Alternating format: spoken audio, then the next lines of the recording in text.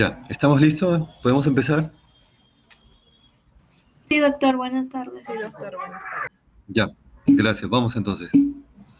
Hoy hablaremos sobre inflamación, que justamente comentaba que la inflamación está en cualquier enfermedad. Mencióname una enfermedad y diré que en la fisiopatología hay inflamación, sea infecciosa o no infecciosa. Y en nuestro medio predomina justamente las enfermedades infecciosas. Tenemos la definición. Vamos primero con la definición y luego tengo unos casos clínicos para poder motivarlos a que vean la importancia de conocer la inflamación. La inflamación es una respuesta del organismo a una determinada noxa. Una noxa que puede ser de índole física, química o infecciosa.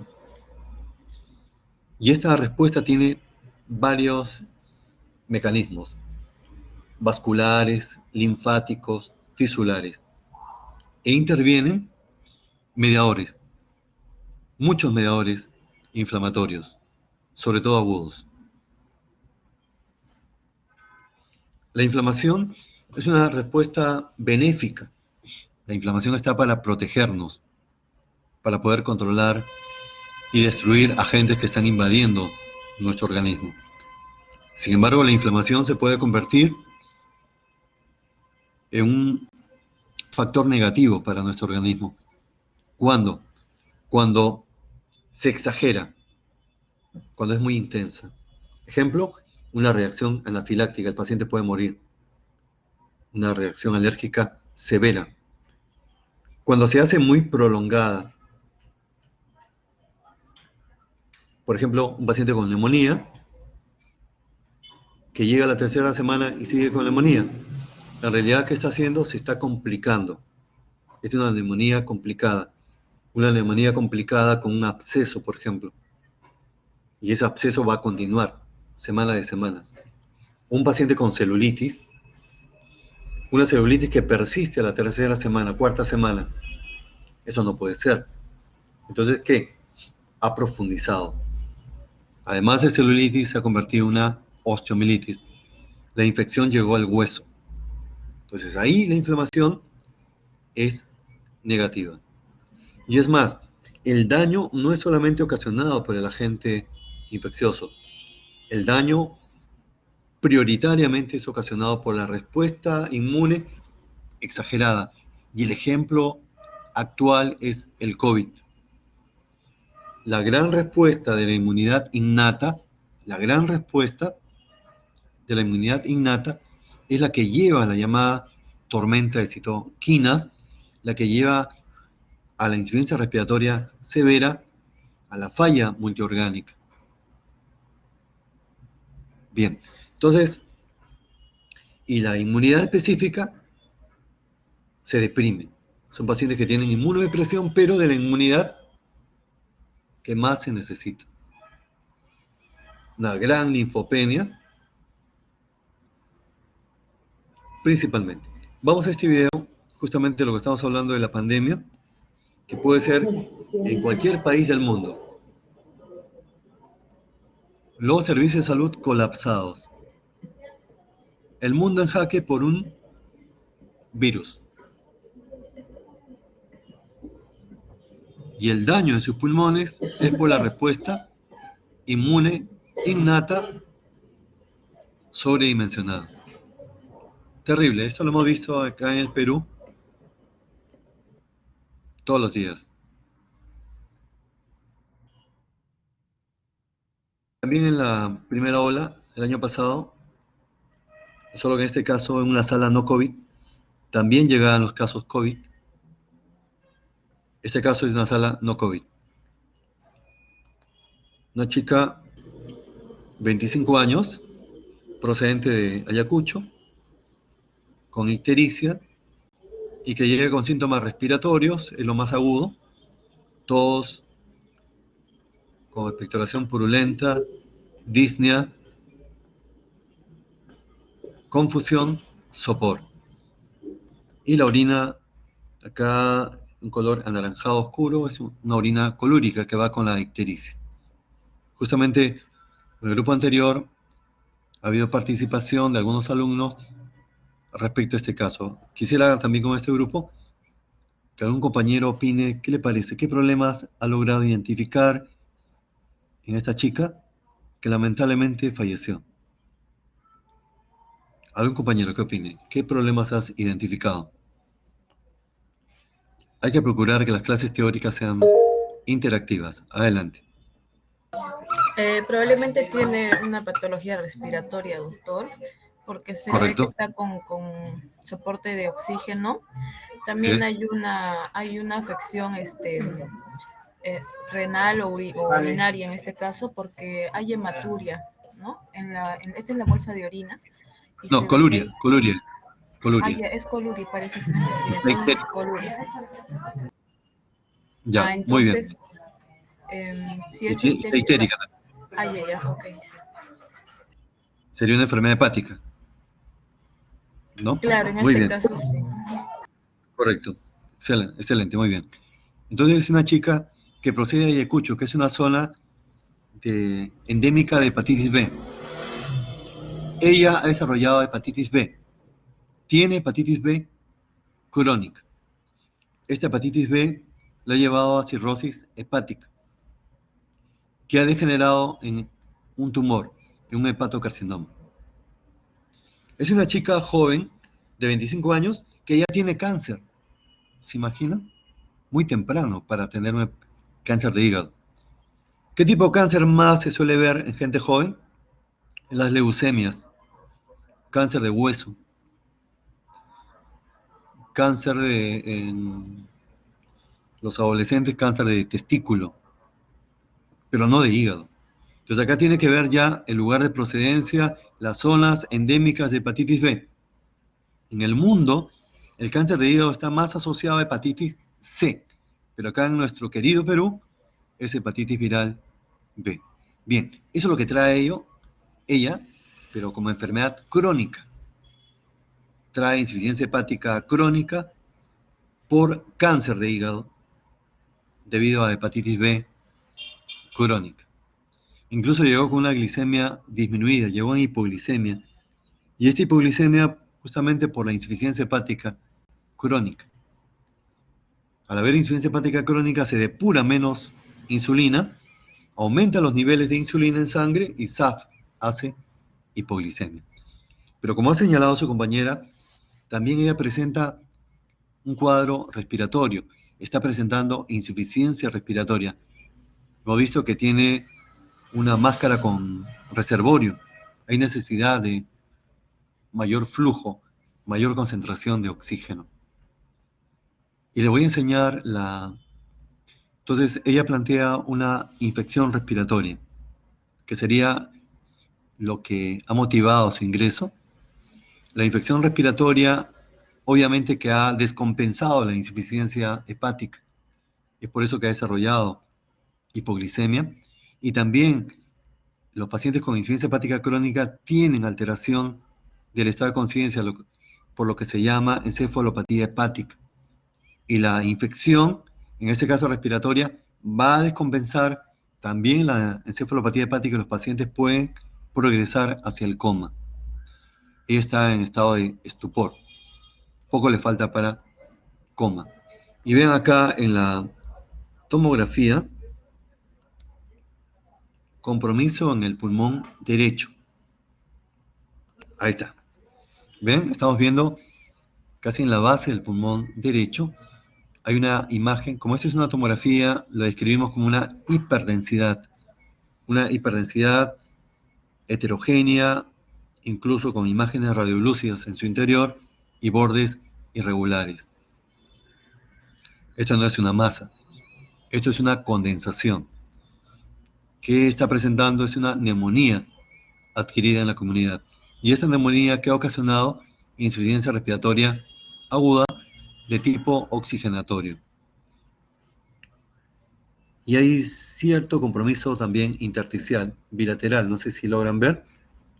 Hay un compromiso intersticial bilateral.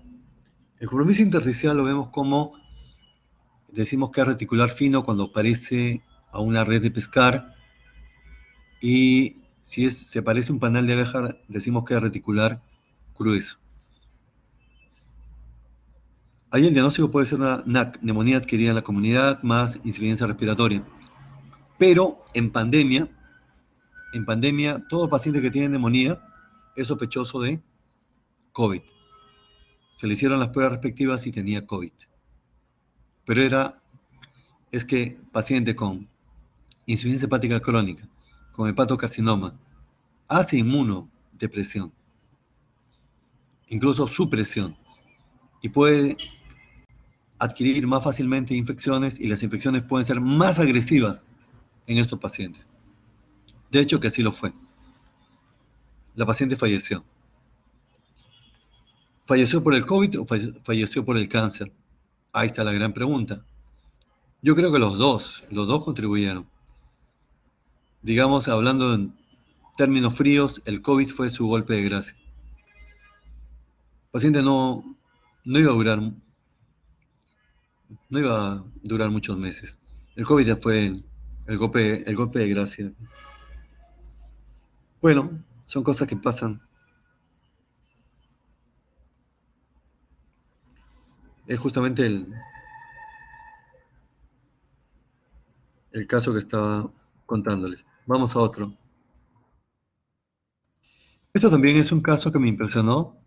Esto es para semiología neurológica, pero ahora quiero que hagan un poquito de ectoscopía y describan lo que están viendo, lo que le llama la atención, de una señora de 50 y tantos años. Luego le digo qué enfermedad tenía y cuál fue el diagnóstico.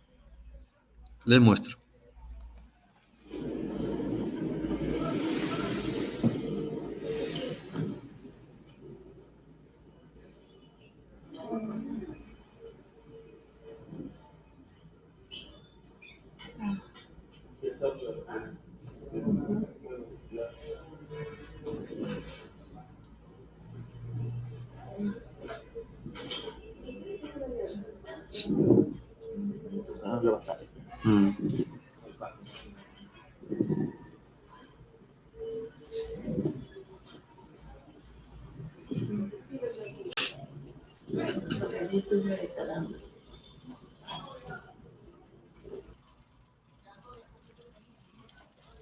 La medicina no deja de sorprenderme.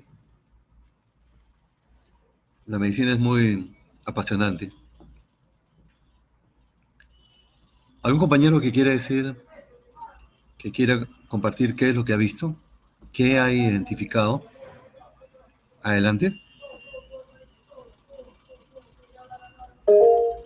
Adelante. Buenas tardes, doctor. Hola. No sé, se me ocurre tal vez que puede que haya una sobreestimulación producida por el glutamato, un mayor exceso de glutamato. No sé, tal vez. Sí, pero describe qué es lo que estás viendo. Una paciente de aparentemente 54 años, con múltiples movimientos. ¿En qué lado del cuerpo? ¿En qué lado del cuerpo? En el lado izquierdo. Correcto. Es una paciente que está presentando en mi cuerpo izquierdo movimientos anormales. ¿De qué tipo? Corea. El paciente está presentando una hemicorea. Son movimientos cortos, desorganizados. Muy bien. Entonces, has identificado un problema. ¿Qué cosa has identificado? Hemicorea. Muy bien. Felicitaciones. Y cuando incluso has escuchado en el video los residentes comentando, cuando hay hemicorea, ¿dónde está la lesión? En los ganglios basales. Ahí está la lesión. Ella es una mujer de, como bien dices, 50 y tantos, 53, 54 años, diabética, con antecedente de diabetes mellitus, y que ingresa con hiperglicemia, 300 y algo de glicemia al azar. No era cetoacidosis, no era una complicación aguda. Descartan cetoacidosis, estado hiperosmolar. Pero con esa glicemia tampoco va a ser un estado hiperosmolar hiperglicémico.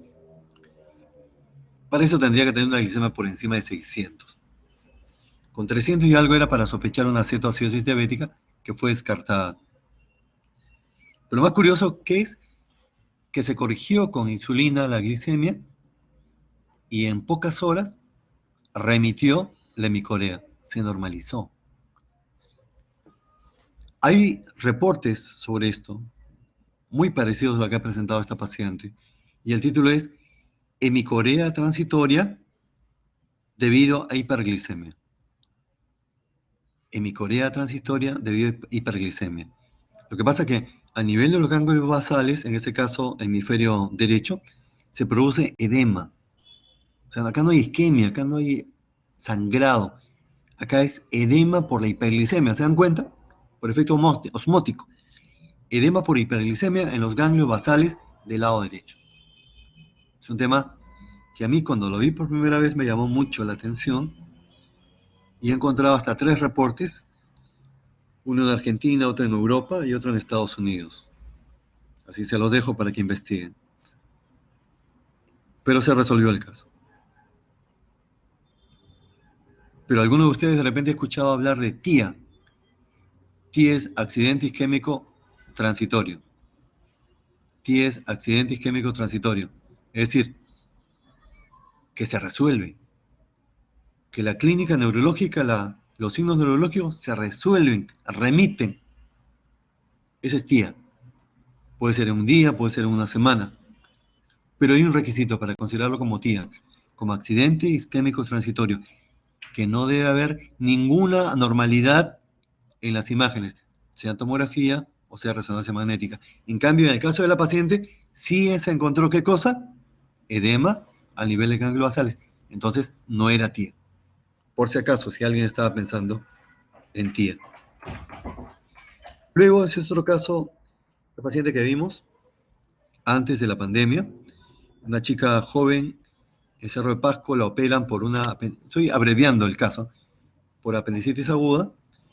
En el postoperatorio presenta paraparesia, es decir, debilidad en las extremidades inferiores, eso se llama paraparesia, pero unas cuantas horas. Luego revirtió. Le dijeron que llevara la pieza operatoria, el apéndice, lo llevaron a un hospital general. Mientras ella pensaba en su casa, todavía no se animaba a ir a un hospital general, ocurrió lo siguiente, lo que estamos viendo en la foto. Parálisis periférica bilateral. La paciente no podía mover los músculos en la cara, ni arrugar la frente, de ambos lados. Esa parálisis periférica bilateral se conoce como diplegia facial. Diplegia facial, que es poco frecuente. La causa más frecuente de una diplegia facial es la misma causa de la parálisis periférica unilateral, que se conoce como parálisis de Bell. Pero es poco frecuente encontrar esta diplegia. Lo que estamos viendo en la foto se llama el signo de Bell. Le pedimos a la paciente que mirara, que dirija los ojos hacia abajo. ¿Y qué es lo que ocurre? Que los ojos más bien se van arriba y se nota el color blanco de las conjuntivas. Ese es el signo del Bell. En este caso, bilateral. Sumamente interesante. Yo les confieso que la primera vez que había visto en mi experiencia, primera vez que había visto una diplegia facial, nunca antes había visto. Y cuando ustedes vean una diplegia facial, acá, peruanos, somos peruanos, si vemos en Perú una diplegia facial, hay que buscar de todas maneras infección por HTLV1. El HTLV1 pertenece también al grupo de los retrovirus. Ya saben. Otra enfermedad que pueden buscar es Guillain-Barré también. Guillain-Barré, infección por HTLV1. Y cuando observamos las manos de la misma paciente, vean las uñas. Las uñas están destruidas. Eso se llama onicodistrofia.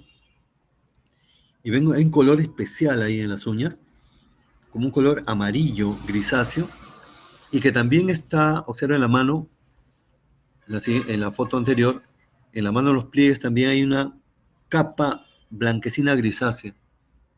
¿Qué es eso? Eso es las lesiones ocasionadas por acarosis, por el Sarcoptes scabiei. Todas esas lesiones de las uñas, de la piel de las manos, era por acarosis. ¿Se imaginan acarosis que ha llegado a los dedos, que ha llegado a las uñas de los dedos? Eso no se ve así nomás. También les confieso que era la primera vez que veía un caso de sarna costrosa, también conocida como sarna noruega. Así que la paciente también, cuando ustedes vean un paciente que tiene sarna costrosa, ni hablar, sí o sí tiene inmunosupresión. Tienen que buscar una enfermedad que le esté produciendo inmunosupresión. ¿Dónde está? Infección por VIH. En nuestro medio, infección por HTLV1, cáncer. Eso es lo que tienen que buscar. Y justamente en ella se le pidió las pruebas para HTLV1 y salieron positivas. De tal manera que el título de esta publicación es Displasia facial y apendicitis aguda por vasculitis, porque el diagnóstico de la vasculitis fue, el diagnóstico de la pieza operatoria del estudio anatomopatológico del apéndice fue vasculitis linfocítica. Y todo esto asociado a infección por HTLV1. Un super caso. Vamos a ir desglosando los factores que pueden desencadenar inflamación, traumatismo. Hay ocupaciones que están más expuestas a traumatismo, como los obreros de construcción. Cada semana, cada mes fallecen en nuestro país y ya ni siquiera llama la atención. Los deportistas también. Los policías, hasta sus mismos perros, los muerden. Están de mala los policías. Los golpes de calor en las zonas muy calurosas como Piura, por ejemplo, y que incluso puede amenazar la vida de las personas más vulnerables.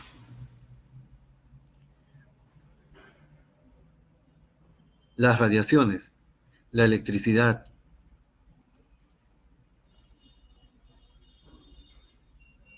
Esto también puede ser un agente físico.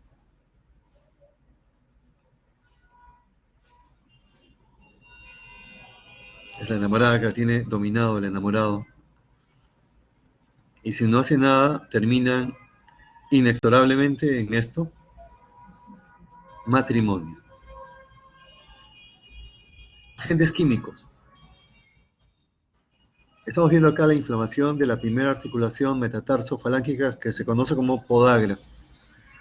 Son pacientes que tienen artritis de rodilla de manera recurrente. Es una artritis mediada por cristales. Se conoce como gota. Cuerpos extraños. El olvido de hilo de sutura o de algún instrumental por descuido, por desconcentración de las enfermeras que asisten a los cirujanos. Inmunocomplejos. Estamos viendo acá la fase típica de LES, de lupus, con exantema malar. Yo les sugiero al grupo, los compañeros, que en la medida de lo posible hagamos una semiología basada en evidencia. Hay que buscar bibliografía que nos dé el valor diagnóstico de cada síntoma, que cada signo. Por ejemplo, el rash malar. ¿Cuál es la sensibilidad del rash malar para LES? De 100 pacientes que tienen LES, 40-60% presentarán rash malar. O sea que no es muy sensible que digamos este signo. Agentes biológicos o infecciosos. Estamos viendo signo de flebosis en la rodilla, en el muslo de este paciente, que está acorde a un cuadro infeccioso conocido como celulitis. La celulitis puede ser dramática, una celulitis necrotizante. Vean cómo hay destrucción de tejido. Se conoce ya como fasciitis necrotizante. Son los signos de inflamación local, acuñados por Celsus. Lo vemos mejor en esta diapositiva. Calor, rubor, tumor o edema, dolor, Y Virchow agregó limitación funcional. Son los signos de inflamación local. ¿Cuál es la diferencia entre una inflamación aguda de una crónica? Uno es el tiempo. Más de 15 días ya es para crónica. Luego es el tipo de inmunidad. En la aguda la inmunidad es innata, en la crónica ya es adquirida. El tipo de exudado. En la aguda es un exudado más intenso y en el que predominan los neutrófilos. En cambio, en la crónica van a predominar los mononucleares. En el caso de COVID, por ejemplo, la inmunidad que va a predominar y que va a causar daño es el aumento exagerado de la inmunidad innata. Es la que va a llevar a la tormenta de citoquinas y al daño de diferentes órganos.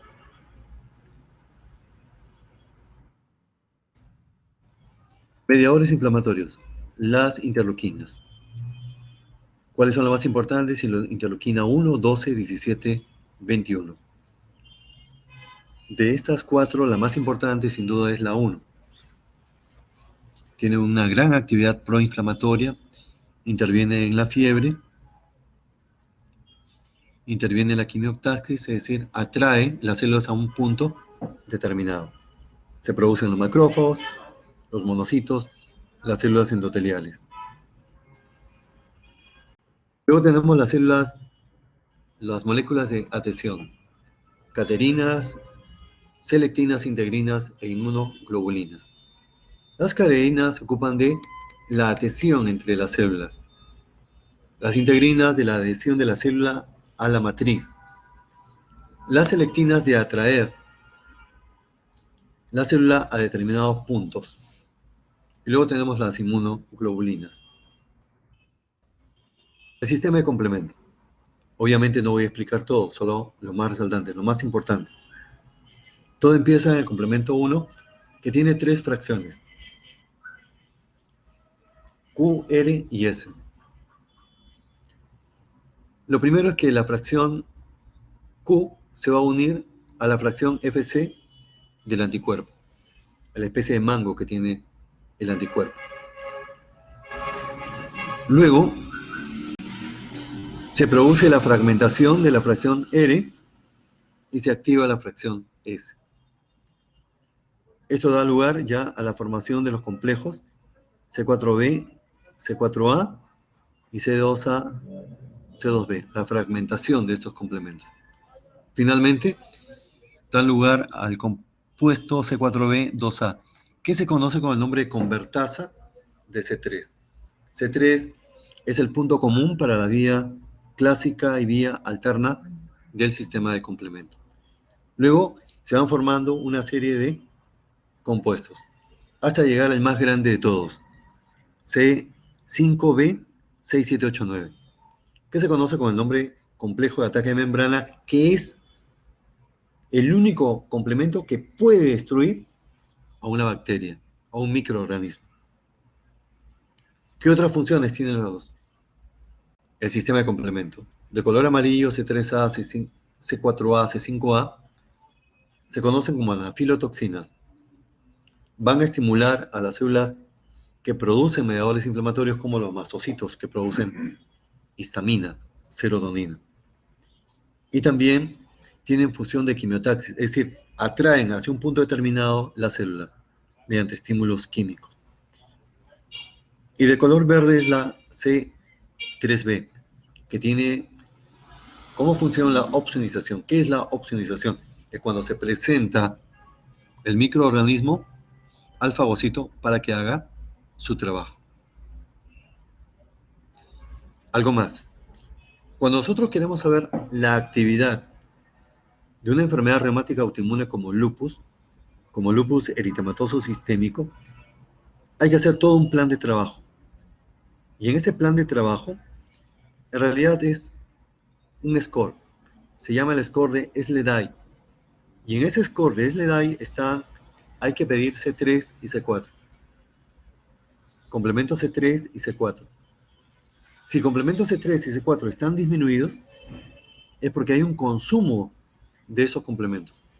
¿Y eso qué indica? Esto indica actividad del lupus. ¿Por qué? Porque lupus, en la fisiopatología se da una hipersensibilidad de tipo 3, es decir, mediada por inmunocomplejos.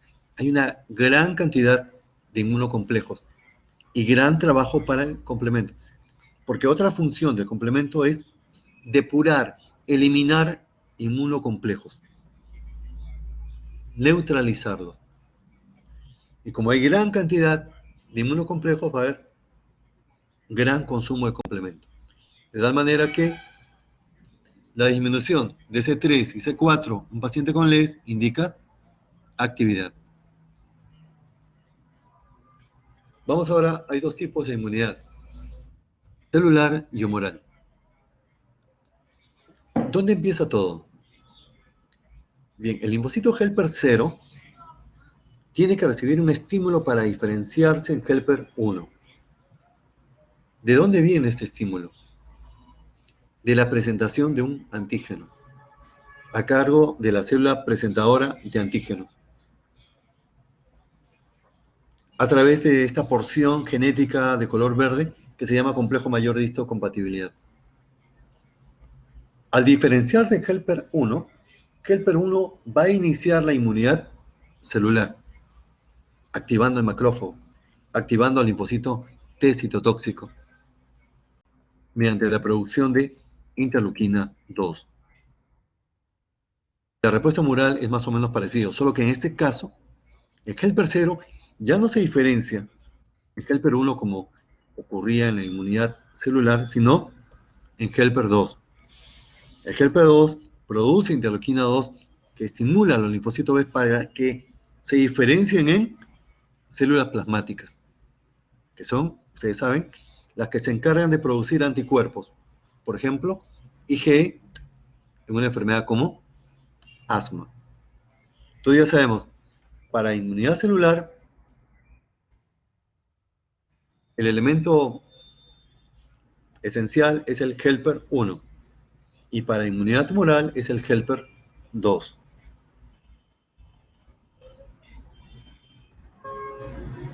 Hablemos un poquito del CIS. CIRS, respuesta inflamatoria sistémica, síndrome de respuesta inflamatoria sistémica. Tenemos 3 criterios clínicos y uno de laboratorio. Clínicos, frecuencia cardíaca mayor de 90 latidos por minuto. Frecuencia respiratoria mayor de 20 respiraciones por minuto. Temperatura mayor de 38 grados Celsius o menor de 36 grados Celsius. Y luego vemos el hemograma buscando leucocitosis mayor de 12.000 por milímetro cúbico o menor de 4.000 o aumento de los neutrófilos abastonados más del 10%. Se requieren 2 criterios para decir que el paciente tiene CIRS. Si nosotros en este momento visitáramos una emergencia de un hospital general, veríamos que la mayor parte de los pacientes de la emergencia tienen hiperglicemia. Y esta hiperglicemia es porque tienen CIRS, porque tienen una inflamación sistémica. ¿Y esto por qué? ¿Por qué la hiperglicemia? Pero tienen que saber que esta hiperglicemia generalmente no supera los 200 miligramos por decilitro. No supera. Cuando supera los 200 miligramos por decilitro, ya sospechamos que puede ser diabético. ¿Y por qué la hiperglicemia? Porque hay un aumento de hormonas contrarreguladoras, las catecolaminas, el glucagón, cortisol, lo que lleva a un aumento de la gluconeogénesis. También en la sala de hospitalización donde yo trabajo, observamos con frecuencia algunos marcadores inflamatorios, unos clásicos y otros no tan clásicos. Tienen la proteína C reactiva. El aumento de la proteína C reactiva indica inflamación. El aumento de la ferritina indica inflamación. Pero hay otros que no son tan clásicos, que hemos observado nosotros estando viendo el monitoreo, el examen de laboratorio, es la albúmina. La albúmina es un marcador inflamatorio, aunque no les parezca. Cuando ustedes vean un paciente, ¿cuánto tiempo dura la vida media de la albúmina? La albúmina va a circular en la sangre 21 días. Así que no tiene por qué disminuir, porque circula 21 días. Cuando ustedes vean los pacientes que ingresan con hipoalbuminemia, no todo es carencial, no todo es por falta de aporte calórico proteico, también es por la inflamación. Incluso vemos pacientes que ingresan con albúmina normal y luego disminuyen, que ingresan con albúmina disminuida y luego disminuye aún más. En este caso se dice pues por hipercatabolismo y también por secuestro. Como hay un estado inflamatorio crónico, dijimos que en un estado inflamatorio, ¿qué va a haber? Va a haber vasodilatación y aumento de la permeabilidad capilar, y eso va a dar lugar ¿a qué? A que la albúmina pase al intersticio, escape del intravascular. Entonces eso se llama secuestro. Hipoalbuminemia por secuestro por inflamación crónica. Vamos ahora a las etapas de la inflamación frente a un ataque de algún microbio. Primero, iniciación. ¿Cuáles son las células que salen a hacer frente a la invasión microbiana? Son los macrófagos tisulares y los polimorfos nucleares que llegan a las horas. Son la primera y segunda línea de defensa. Tenemos acá los leucocitos atacando y destruyendo un parásito. Primera y segunda línea de defensa. Vean qué magnífico cómo destruyen el parásito los leucocitos. Es la primera, los macrófagos, y la segunda línea de defensa, los polimorfos nucleares. La invasión del parásito, en este caso, vean esta larva, cómo se ha atrevido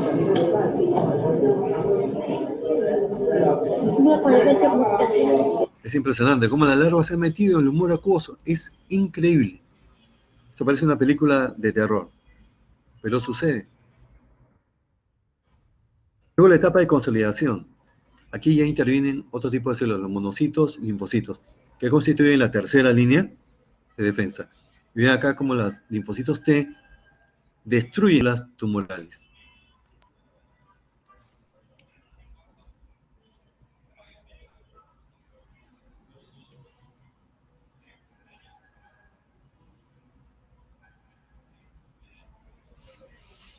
Hay casos considerados como milagrosos de personas que han tenido tumores y luego en el control desaparecieron los tumores. Y justamente por esto, porque hay células encargadas de destruir células tumorales. Impresionante.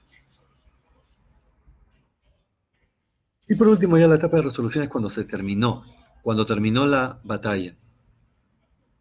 Aquí hay que reparar el tejido. Intervienen además de los monos y los linfos, los eosinófilos y los fibroblastos. Aquí se pueden originar cicatrices.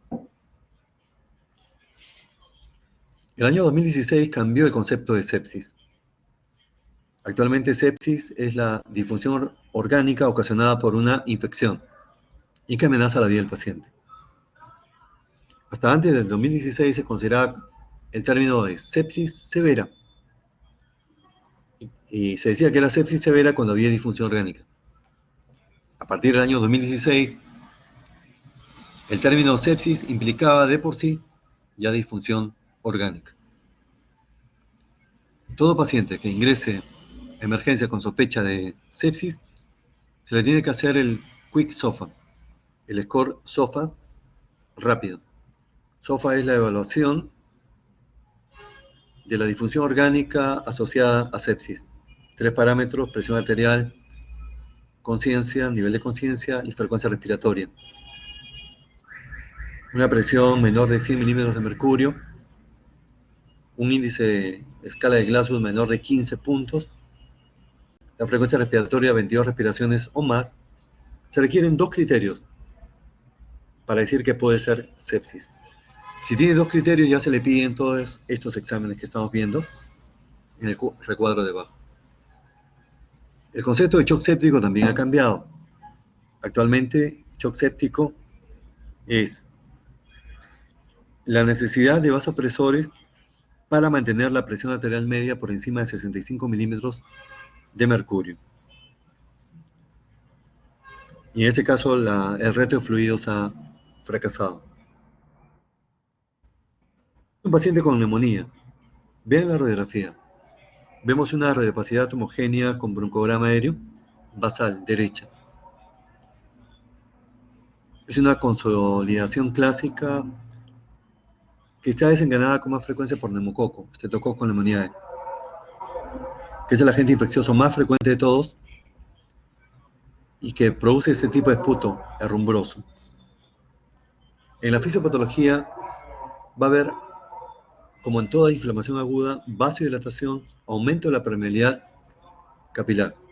Esto va a originar el escape de líquido de plasma hacia los alveolos pulmonares y también de proteínas, formándose un exudado. Luego, salida de las células, migración celular de los polimorfos nucleares y luego podría ser de los monocitos. Entonces, ¿qué contiene un infiltrado inflamatorio? Contiene plasma, proteínas, las células y los microbios. Ese exudado que vimos, esa radiopacidad, esa hiperdensidad, en el caso de la paciente Maribel, justamente es esto. Son alvéolos ocupados por exudados. Luego ya atraviesan diferentes fases. No voy a explicar todo, puesto que esto lo harán en semiología respiratoria, pero sí le estoy explicando los aspectos más fundamentales.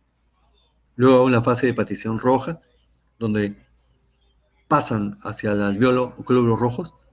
Hepatización gris, esos glóbulos rojos se catabolizan y dan un pigmento que se conoce con el nombre de hemosiderina y le da ese color grisáceo.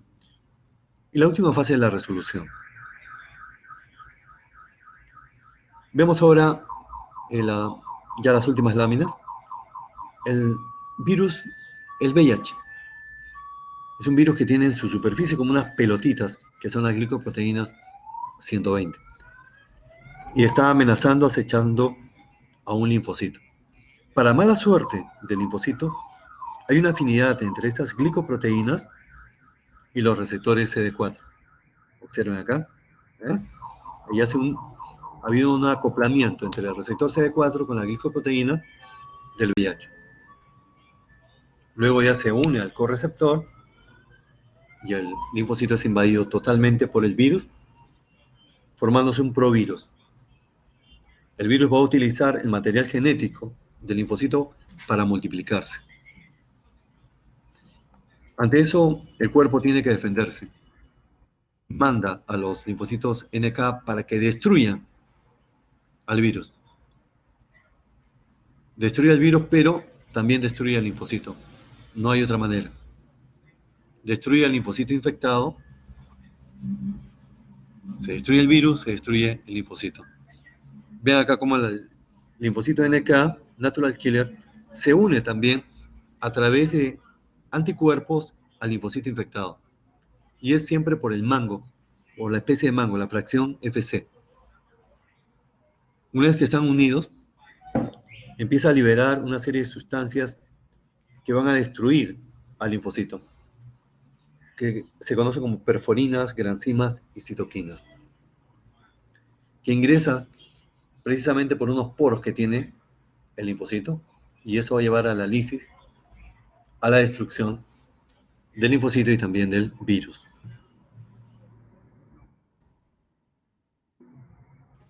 Estas son enfermedades inflamatorias crónicas, que lamentablemente están dando secuela. Acá la enfermedad es artritis reumatoide, y todo lo que estamos viendo acá es secuela. Es algo que ya no debería verse, pero lamentablemente todavía se ve en el país. Vean en estas manos una gran atrofia interósea y también en las palmas atrofia tenar e hipotenar. La desviación cubital de las manos. Una flexión patológica a nivel distal se conoce como dedo en cuello de cisne. Una hiperextensión proximal que se conoce como dedo en ojal. y la desviación en Z del pulgar. Aquí ya hay subluxaciones. La acropaquia es el resultado conocido como dedos en palillo de tambor, que implica también las uñas en vidrio de reloj antiguo. Vean que entre la base de la uña y la uña en sí hay un ángulo que supera los 180 grados. Se conoce como uñas en vidrio de reloj. La acropaquia es el resultado, la respuesta a una hipoxia crónica, que puede estar dada por una fibrosis pulmonar, por cáncer pulmonar o un absceso también puede ser. ¿Qué ocurre acá? Que el ser humano, yo entiendo, el organismo está preparado para compensarse. Tal vez en el futuro, en el año 3000, el mismo ser humano pueda repararse, curarse. Podría ser. Cuando hay una hipoxia crónica por fibrosis pulmonar severa, como respuesta va a haber un hiperflujo capilar a nivel distal de los dedos. Y este hiperflujo capilar va a fomentar la hipersecreción de fibroblastos que se van a acumular y va a dar lugar al aumento distal de las partes blancas, lo que se conoce como dedos en palillo de tambor. ¿De acuerdo? Entonces, ¿a qué se deben los dedos en palillo de tambor o la acropaquia? A la acumulación de fibroblastos, que justamente hablamos que es la tercera etapa de inflamación, que es la resolución. ¿Y a qué esta acumulación, esta proliferación de fibroblastos se debe a una respuesta a la hipoxia crónica, que se manifiesta como un hiperflujo capilar distal. ¿Listo? Esto también lo va a ver en cardiología, sobre todo en cardiopatías congénitas. Lo van a ver también en gastroenterología, en los pacientes cirróticos, en los pacientes que tienen enfermedad inflamatoria intestinal como enfermedad de Crohn, colitis ulcerativa. En ese caso ya la fisiopatología es distinta. 3 colores, cambio de color de los dedos de la mano. Primero se ponen pálidos, color blanco, luego cianóticos, color morado, y luego rojos, por hiperemia. Se ponen pálidos por vasoconstricción, cianóticos por desaturación de la hemoglobina y rojos por la hiperemia. Se conoce como enfermedad de Raynaud, fenómeno de Raynaud, que puede ser funcional o que puede ser orgánico. Se dice que es funcional cuando abarca todos los dedos de la mano y orgánico cuando abarca algunos de los dedos de la mano y además hay cicatrices o heridas en el pulpejo de los dedos. El Raynaud orgánico está asociado en 80% a enfermedades reumáticas autoinmunes, ¿como qué? ¿Como cuáles? Como esclerosis sistémica.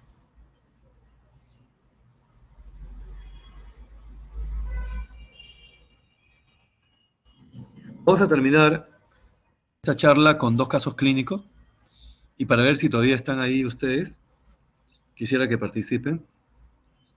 Le presento el caso de una mujer de raza blanca procedente de Cerro de Pasco de Oxapamba y que viene con una enfermedad crónica que empezó con una pápula, luego una herida y que vean que ha destruido parte de la nariz, el ala derecha y que tiene un fondo necrótico.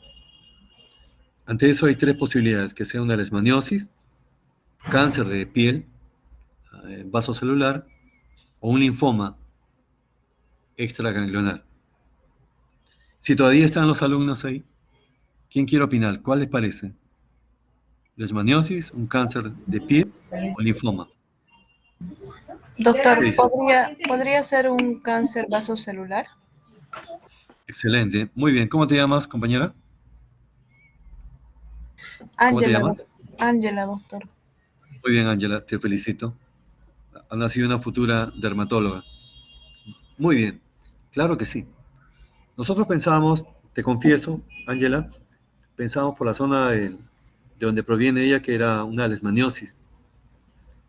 Pero ya en el camino nos dimos cuenta que era un cáncer y un cáncer de piel. Esa es cuestión de anamnesis, ver cómo empezó. Es un cáncer vasocelular. Generalmente nosotros visualizamos un cáncer vasocelular como un nódulo, ¿verdad? como un nódulo que va creciendo. No lo visualizamos como una lesión ulcerativa. Sin embargo, el cáncer vasocelular tiene varias formas clínicas y una de ellas es la que mencionaba Ángela, la forma ulcerativa. Y el último caso es de una señora de 50 y tantos años que se dedicaba a cuidar veteranos, adultos mayores. Y un día, mientras estaba alzando a uno de sus pacientes, sintió un dolor agudo en la columna lumbar y como un sonido. De ese momento empezó a presentar lumbalgia o lumbago que no la dejó. Llegó al hospital porque se fue incrementando y ya había limitación funcional.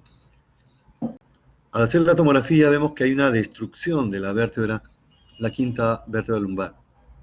Hay una destrucción. ¿Qué posibilidades tenemos? Que esto sea infeccioso o no infeccioso. Si es infeccioso, es la zona de espondilitis brucelósica. Ella no tenía criterio epidemiológico, es decir, no consumía queso fresco o leche fresca. No consumía eso. Después la otra posibilidad fue una tuberculosis vertebral, a pesar que la localización más frecuente es en las últimas dorsales y en las primeras lumbares. Aquí era L5, pero en medicina no hay absolutos. Sí, también había que sospechar en TBC vertebral. Pero también considerando su edad, más de 50 años, está en el bolo que tenga una causa de malignidad. Cuando nosotros pensamos en un cáncer vertebral, por criterio de frecuencia eso es metastásico. Es poco frecuente el cáncer primario de vértebra. Lo más frecuente es que sea metastásico. Y en las mujeres que sea de ginecológico. En los varones de próstata, de pulmón. Así que acá era simplemente examinar bien a la paciente. A veces en la sala de mujeres los internos se sienten un poco incómodos de examinar las mamas de los pacientes, pero tenemos que examinar las mamas con cortesía, con respeto, y hay que hacerlo. Y si requiere un tacto vaginal, también hay que hacerlo siempre, los internos varones acompañados de una interna o de una técnica de enfermería. Nunca solos, por razones obvias. Nunca el varón solo debe hacer tacto vaginal a una paciente, por razones obvias. Entonces, examinamos bien, pero ya tienes en tu mente, si esto es metastásico, tú estás pensando, esto es ginecológico, tengo que examinar mamas, ¿no es cierto? Entonces, fuimos a examinar mamas y encontramos esto. Pezón retraído y una masa. Una masa, y vean la piel nodular, no olorosa, era un cáncer de mama. El cáncer de mama había dado metástasis a la columna vertebral, esta vértebra L5, y entre ese esfuerzo que hizo al cargar el peso, la señora, ahí, ¿qué pasó? Tuvo una fractura patológica, en una vértebra previamente lesionada. Así que, como un consejo, siempre hacer sus esquemas por escrito mentales y ver qué tienes que examinar.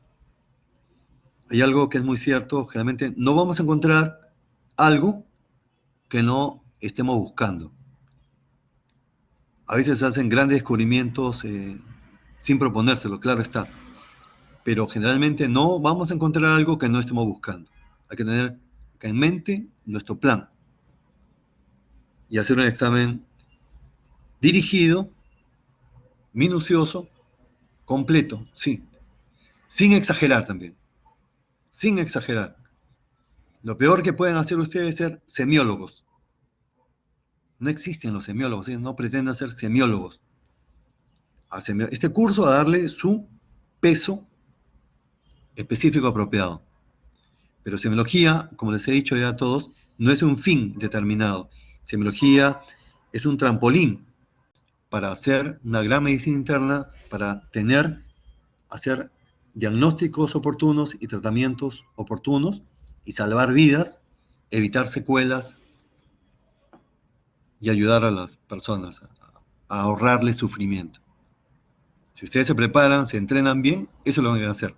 Lo que van a hacer, ahorrar sufrimiento a los semejantes. Que quieras obtener tus metas desde el punto de vista material, por supuesto que sí.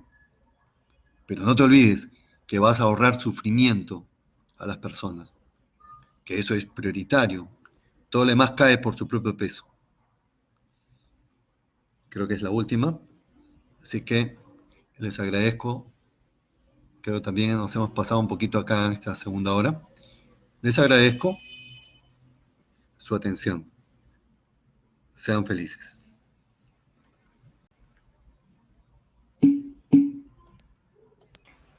Gracias, doctor. A ustedes, muchas gracias. Buenas tardes. Gracias a ustedes.